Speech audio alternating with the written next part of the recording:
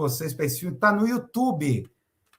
Aproveita enquanto está lá no YouTube. Está no YouTube inteiro o filme com legenda em português. Parents, o título original, 1989. O que há para jantar? O título em português. Tá?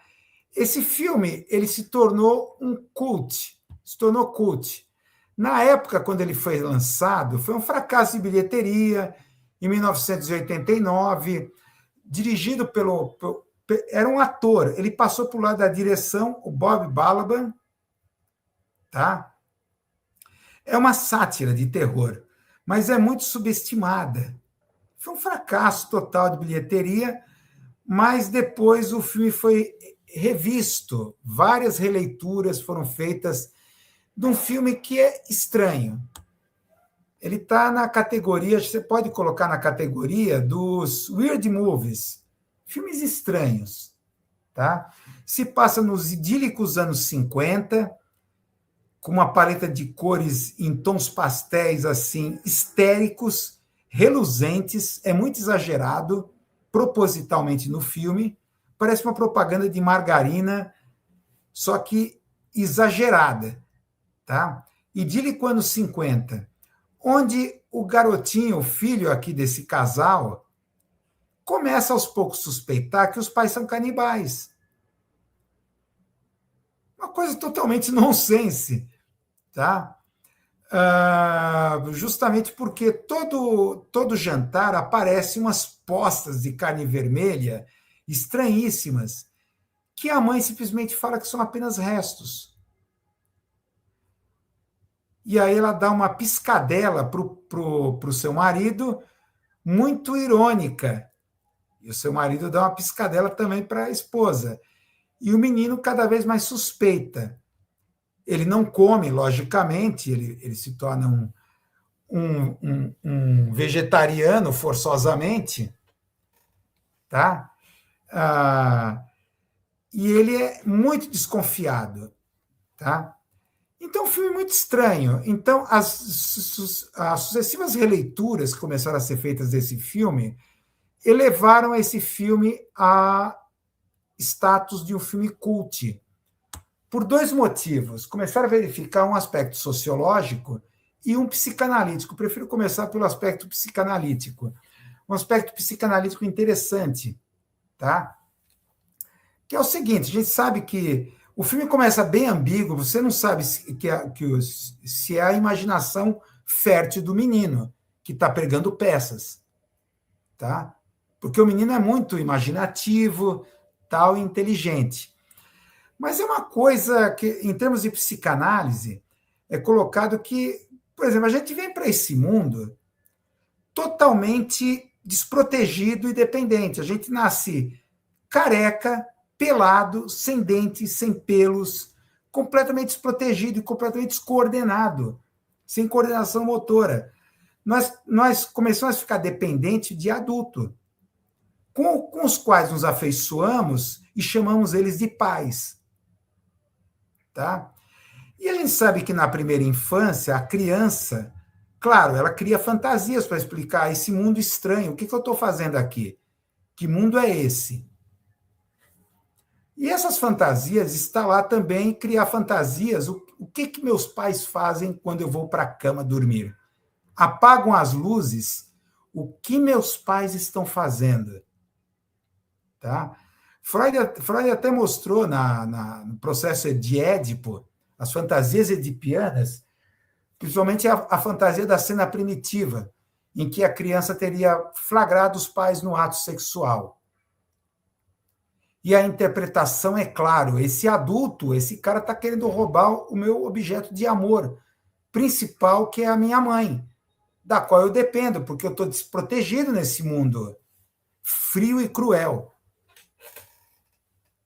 Então, esse cara... Então, tem até uma cena que é muito freudiana, lembra muito o conceito da cena primitiva de Freud, uma certa altura do filme. Então, tem esse aspecto, tá? Então, o maior medo de uma criança é esses pesadelos em relação aos pais serem confirmados. E é o que vai acontecer com o coitado do menino desse filme. Outro é o aspecto sociológico, geracional desse filme, que é muito interessante. Tá?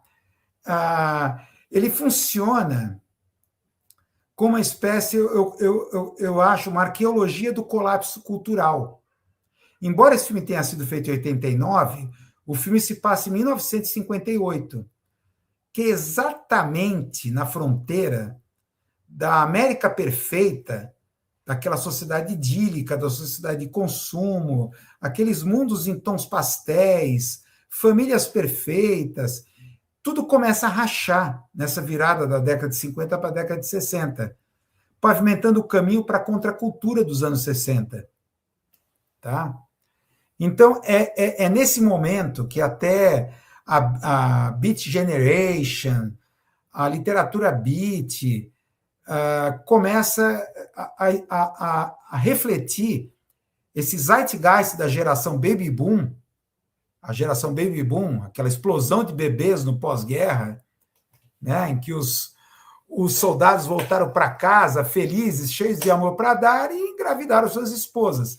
E houve uma explosão chamada geração Baby Boom. Essa geração começa a descobrir que os pais eram hipócritas. Então, toda aquela coisa perfeita, a propaganda perfeita de roupas engomadas, jantares de famílias perfeitas, aquele visual propaganda de margarina, tudo era uma ilusão. Porque os pais, no fundo, eram alcoólatras. Então, aquele martini que todo final de tarde a mamãe tomava, tá? Era o alcoolismo dela. Tá? Por que ela era alcoólatra? Por causa de uma vida conjugal infeliz. Tá? Então, aos poucos, essa geração vai descobrir todas as infidelidades e hipocrisias dos seus próprios pais por trás dessa fachada de virtude e moralidade criada pela sociedade de consumo americana. Então, é muito interessante por esses dois aspectos. Daí que ele ter se tornado um cult. Eu qualifico como um cult e mais ainda, o enquadro nos filmes estranhos, Weird Movies. Aqui estão alguns fotogramas.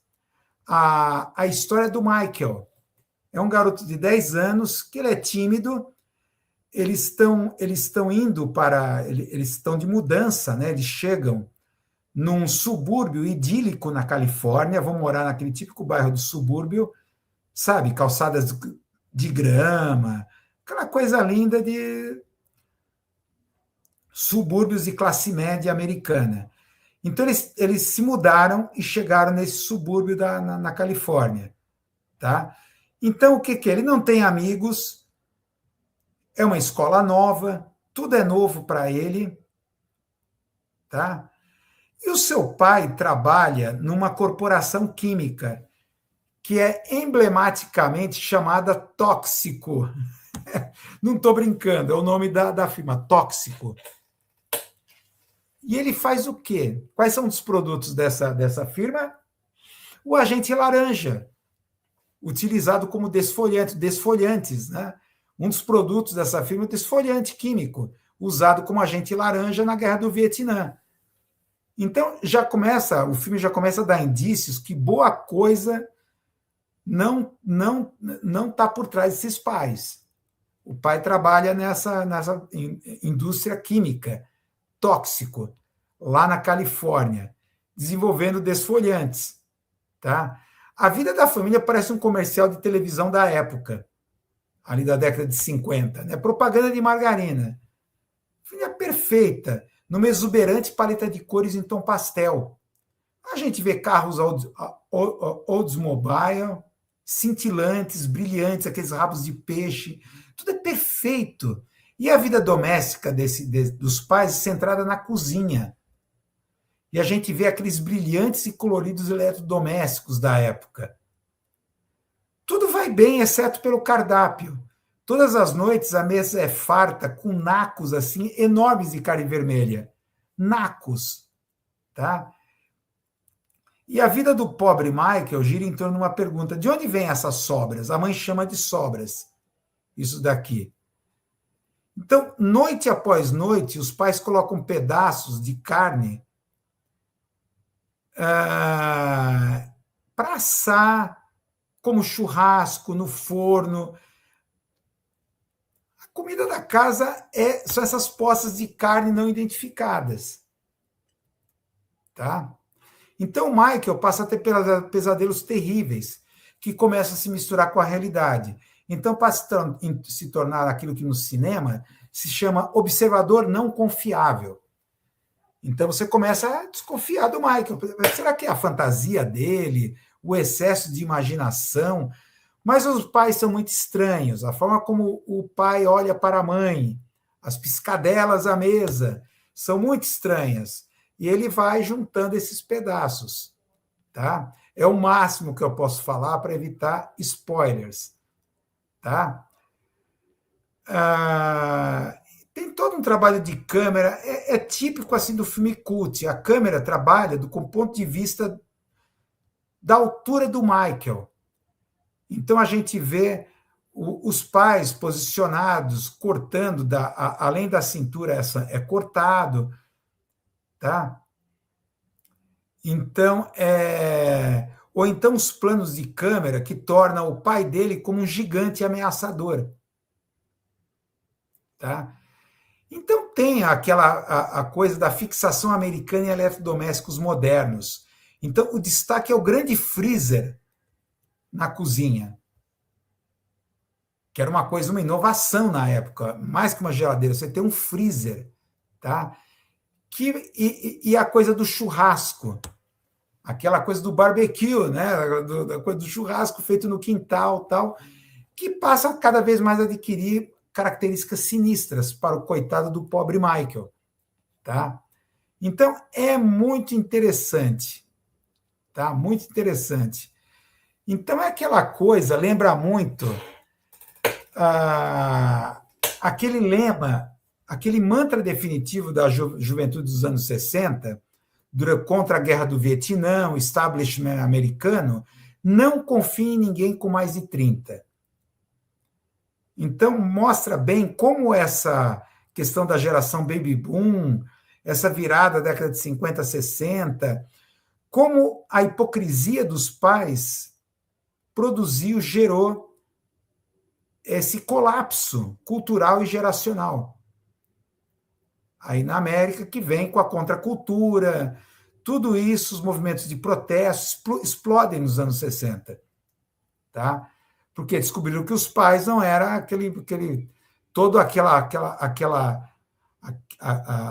aquele poço de virtude, aquele show de virtude, né? Roupas engomadas, carros cintilantes, marido chegando do trabalho e esposa dona de casa o recebendo com um beijo, sabe? Aquela coisa bem comercial de margarina de antigamente, claro, mas ela continua com esse tipo de coisa. Tá? O filme, então, a conclusão, né, que ele espelha exatamente essa virada cultural que ocorreria anos depois na música e no cinema e no comportamento da juventude, nos anos 60, 70. Tá? Então, literalmente, esse subúrbio idílico precisa ser explodido para que os anos 60 pudessem nascer. É bem isso. Tá? Então, é muito interessante, está no YouTube. No YouTube, está lá no YouTube, vocês acham esse filme. Tá? Eu assisti no Stremio, né? Depois eu descobri que estava no YouTube. Tá? Tá lá o filme completo, aproveita enquanto tá, né? Porque depois tiram. Tal. Mas eu vi no YouTube. Muito legal esse filme, tá? Vale a pena. Não é à toa que se transformou em cult. E é engraçado, é divertido.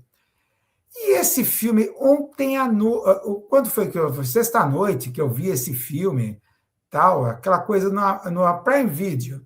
Prime Video é um repositório de filmes.